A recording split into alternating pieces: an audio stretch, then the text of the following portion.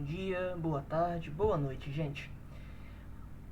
Galera, vamos aqui para videoaula 5, simplificações de funções. Nós já vimos na aula passada, mas dessa vez com a nova técnica, que é utilizando os mapas de Carnot, tá?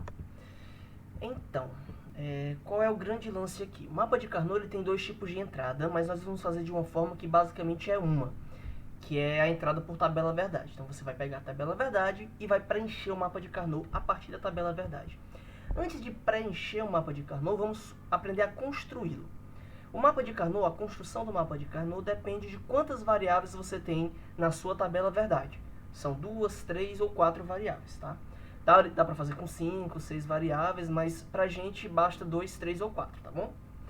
Então é o seguinte, se o seu mapa de Carnot tiver duas variáveis, tá? A e B, você vai colocar uma variável aqui e a outra variável aqui. Uma responsável pelas linhas e outras pelas colunas, vamos dizer assim. E o preenchimento é sempre nessa ordem, certo? 0 e 1, 0 e 1. Então, se forem duas variáveis, vai ser necessariamente assim, 0 e 1, 0 e 1. E aqui nos slides nós temos mostrando em que regiões cada variável é verdadeira e que região cada variável é falsa, né? Então, o A ele é falso nessa primeira linha e ele é verdadeiro nessa segunda linha, né? O B ele é falso na primeira coluna e ele é verdadeiro na segunda coluna, tá bom? Então, A, falso na primeira linha, né? Primeira linha ele é falso, na segunda linha ele é verdadeiro. O A, ele é falso na primeira coluna e ele é verdadeiro na segunda coluna. Então, sempre que forem duas variáveis, nós vamos preencher dessa maneira. E se forem três variáveis? Nós vamos colocar a primeira variável aqui, 0 e 1, certo? E as outras duas variáveis nós vamos colocar em forma de dupla aqui em cima. E o valor vai ser combinado entre as duas. Então, por exemplo, o primeiro valor vai ser 0, 0. O B vai ser sempre a primeira coordenada e o C a segunda, né? Então, B0 e o C0. Segundo, B0 e o C1. Terceiro, veja só, 0, 0, 0, 1. Aqui tem uma mudança. As duas necessariamente vão ser as verdadeiras aqui, tá?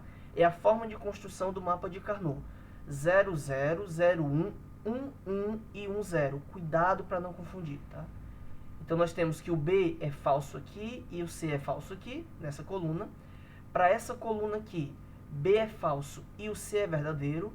Para essa coluna, os dois são verdadeiros. E para essa coluna, o B é verdadeiro e o C é falso, tá? Então, aqui embaixo nós temos a representação de cada uma, cada região em que, por exemplo, o A é verdadeiro e aqui o A é falso, a região em que o B é verdadeiro, a região em que o B é falso, região em que o C é verdadeiro e as regiões em que o C são falsos, né? Então, só para a gente conferir aqui em cima. Onde é que o C é falso? O C aqui em cima é a segunda coordenada. Ele é falso nessa coluna e nessa última coluna aqui. Nas duas colunas do meio, o C é verdade. Certo? Mapa de Carnot com 4 variáveis. Você vai colocar o A e B aqui nas linhas, A e B, e nas colunas C e D. E o preenchimento vai seguir essa mesma ordem. 0, 0, 0, 1, 1, 1 e 1, 0. Coluna 0, 0, 0, 1, 1, 1 e 1, 0. Tá? Primeira coordenada para o A, segunda coordenada para o B, primeira coordenada para o C, segunda coordenada para o D. Tá? E aqui, novamente, nós temos as regiões. Região em que A é verdade, região em que o A é falso. Região em que o C é verdade, região em que o C é falso, B e o D, né? Então, vamos olhando aqui no nosso desenho, olhando só para essa figura aqui. Onde é que o A ele é verdadeiro? Ele é verdadeiro nas duas últimas linhas, né? O A é a primeira coordenada, ó. Ele é verdadeiro nas duas últimas linhas, certo? E falso nas duas primeiras. Onde é que o B ele é verdadeiro? O B é a segunda coordenada, então ele é verdadeiro nas duas linhas do meio. O B é verdadeiro aqui e aqui. E onde é que ele é falso? Nas duas linhas da ponta. Ele é falso aqui e ele é falso nessa última linha, tá? Isso o B, tá? C. O C é a primeira coordenada, então ele é falso aqui e aqui. Então, nessas duas primeiras colunas, o C é falso. E nas duas últimas ele é verdadeiro, né? C verdadeiro, C verdadeiro. E com relação ao D, o D, ele é falso na primeira coluna, verdadeiro na segunda, verdadeiro na terceira e ele é falso na quarta. Então, o D é falso na primeira e na quarta e ele é verdadeiro nas duas do meio. certo? Gente, mapa de Carnot, ele sempre vai ser construído assim, tá? Com 2 variáveis é sempre o mesmo padrão, com 3 variáveis sempre o mesmo padrão, com 4 variáveis sempre o mesmo padrão. E tá, como é que a gente constrói? E agora como é que a gente preenche? Bom, primeiro, como a gente disse, tem que ter o mapa verdade, né? A tabela verdade da expressão. Então, imagina que nós temos essa expressão aqui, A e B ou A e não B. Construímos a tabela verdade. O que é que vai nos importar? Vai nos importar as linhas da tabela verdade que o resultado é 1. Certo? Então, nós vamos mapear, destacar aqui, ó, as 2 linhas em que é 1, em que o resultado é 1. E você vai olhar para quais são as valorações que tornou aquela saída verdadeira. Qual foi a primeira valoração que tornou a saída verdadeira? A igual a 1 e B igual a 0. Você vai no seu mapa de Carnot e vê onde é que o A é verdadeiro e o B é falso. Então, o A é verdadeiro aqui, nessa linha, né? E o B, ele é falso nessa coluna. Então, onde é que o A é verdadeiro e o B é falso? Bem aqui, ó. A verdadeiro e o B falso. Então, você vê bem aqui e coloca 1. A igual a 1, B igual a 0, né? A igual a 1, B igual a 0, recebe 1. A igual a 1, B igual a 0, recebe 1, certo? Gente, qual é a outra valoração que torna a saída verdadeira? A igual a 1 e B igual a 1. Então, a gente vem aqui, A igual a 1, aqui. B igual a 1, aqui. Então, onde é que o A igual a 1 e o B igual a 1? Nessa célula aqui. A igual a 1 e o B igual a 1. Então, a gente vem aqui e coloca 1. E com relação aos zeros? Todo o resto é zero, né? Não precisa colocar. Em alguns exemplos vocês vão ver que nós utilizamos zero, mas não precisa colocar, porque o importante para a resolução é onde é que estão os uns. Tá? Então pronto, colocamos os uns aqui. E aí nós vamos agora fazer a resolução. Uma vez que nós marcamos onde é que os uns ficam, nós vamos resolver o problema. E como é que a gente resolve o problema? Deixa eu trazer aqui uma outra tela. Eu trouxe o exemplo para cá, muito bem desenhado, como vocês estão vendo, né? Pessoal, nós precisamos agrupar os uns.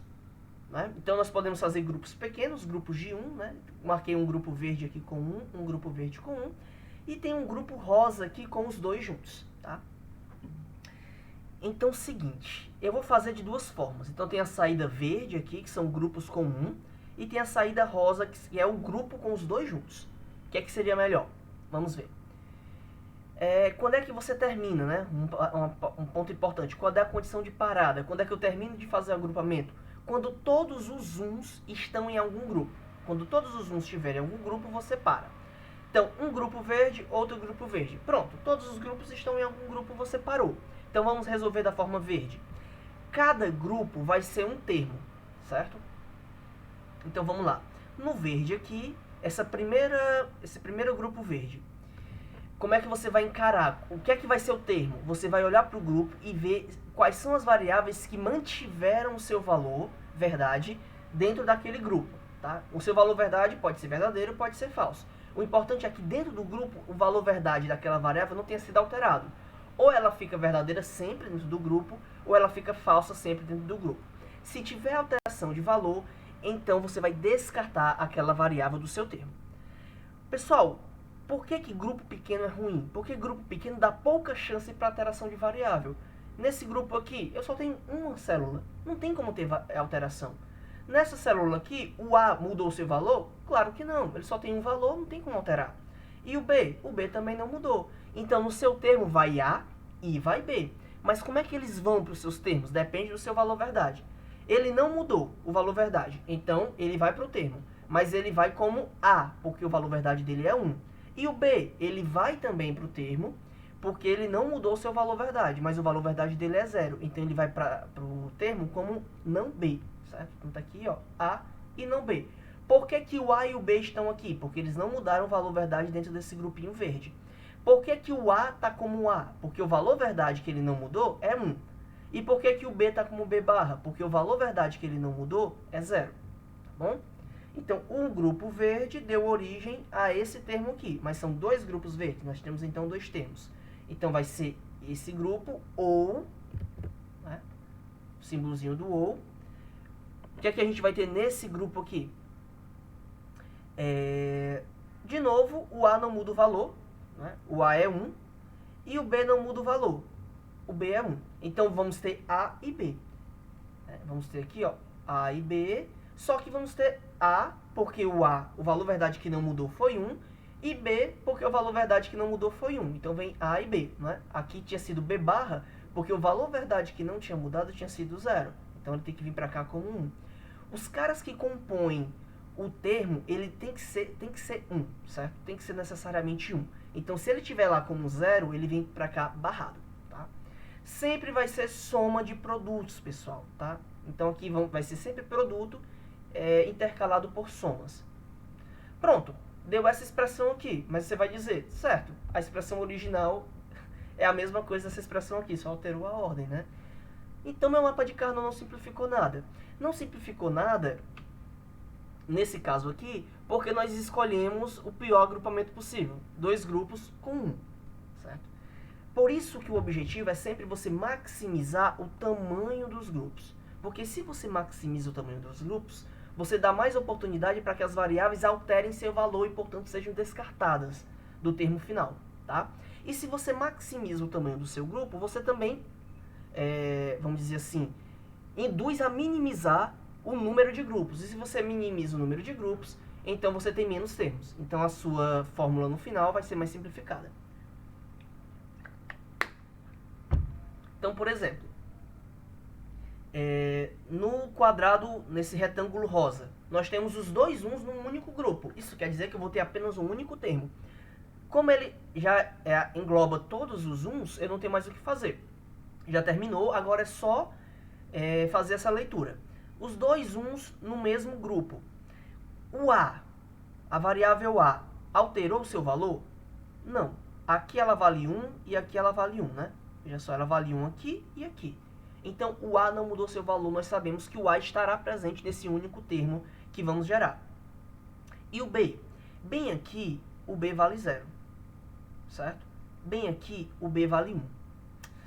Bem, então, se aqui ele vale uma coisa e aqui ele vale outra, ele mudou o valor verdade dele dentro do grupo. Então, ele vai ser descartado do termo. Então, no meu termo vai ficar apenas o A. A ou A barra? A, porque o valor verdade dele, que não mudou dentro do grupo, é verdadeiro. Então, vem o A aqui para o nosso grupo. Certo?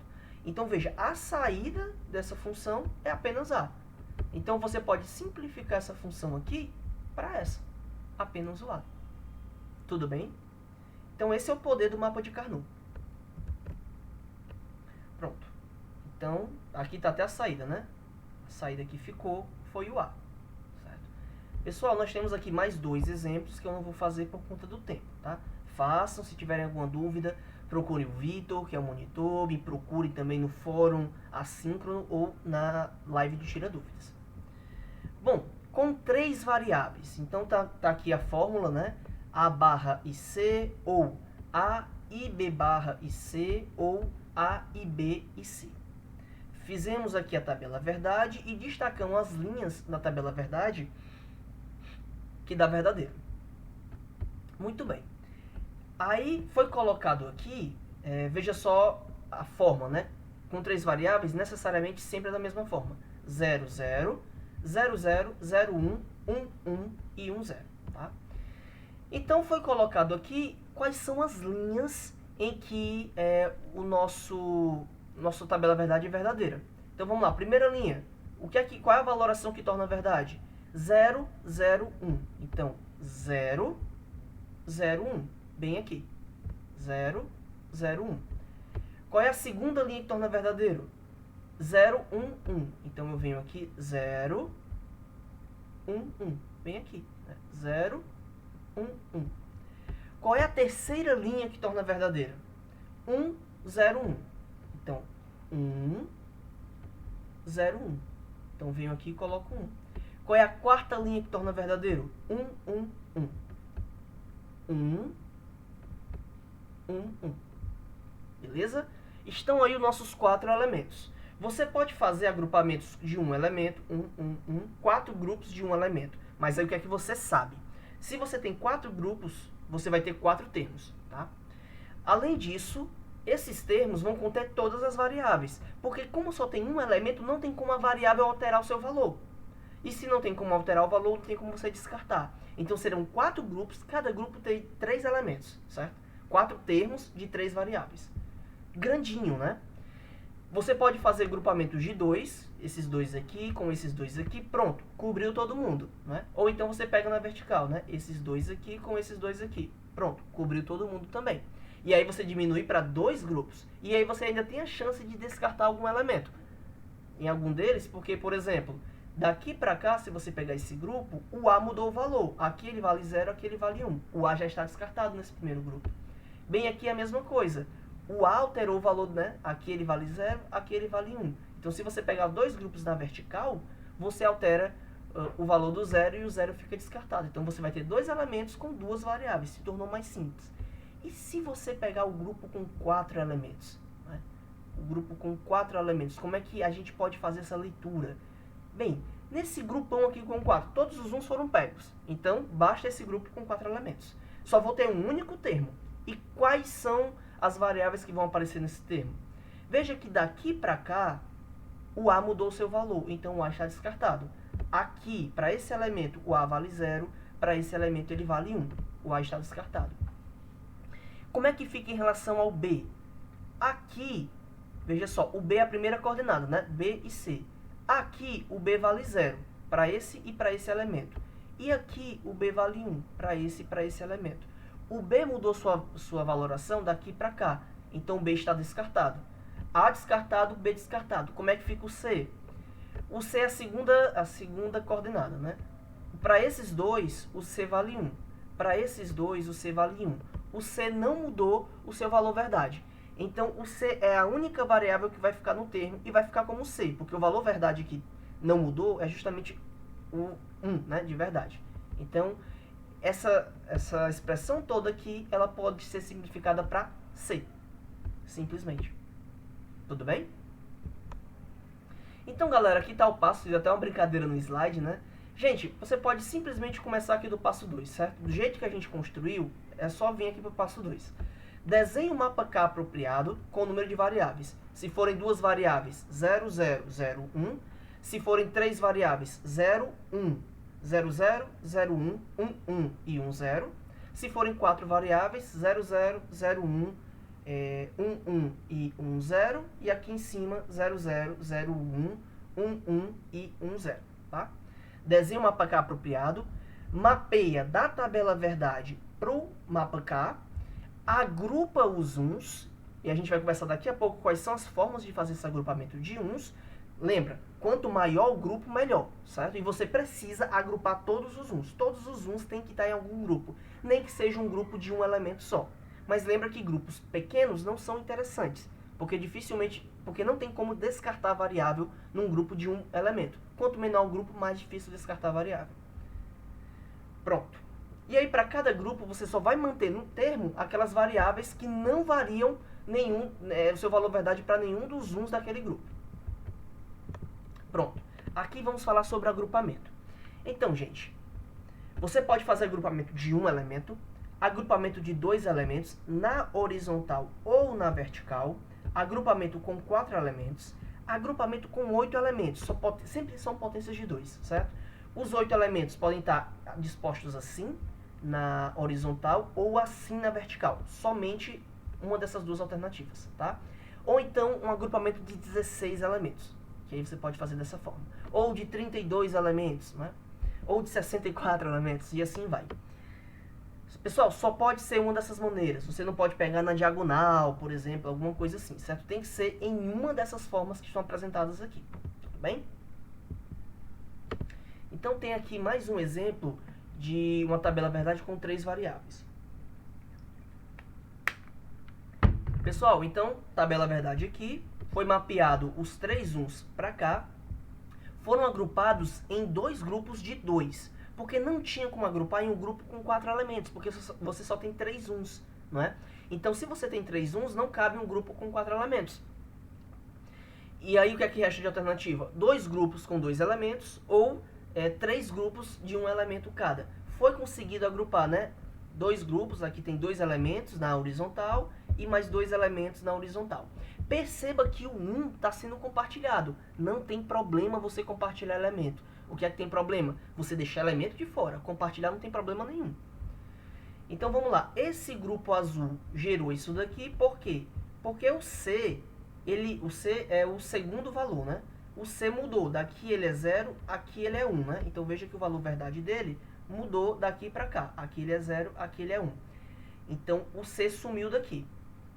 Por que que veio A? Porque o valor verdade no azul do A é verdadeiro e no azul o valor verdade do B é falso.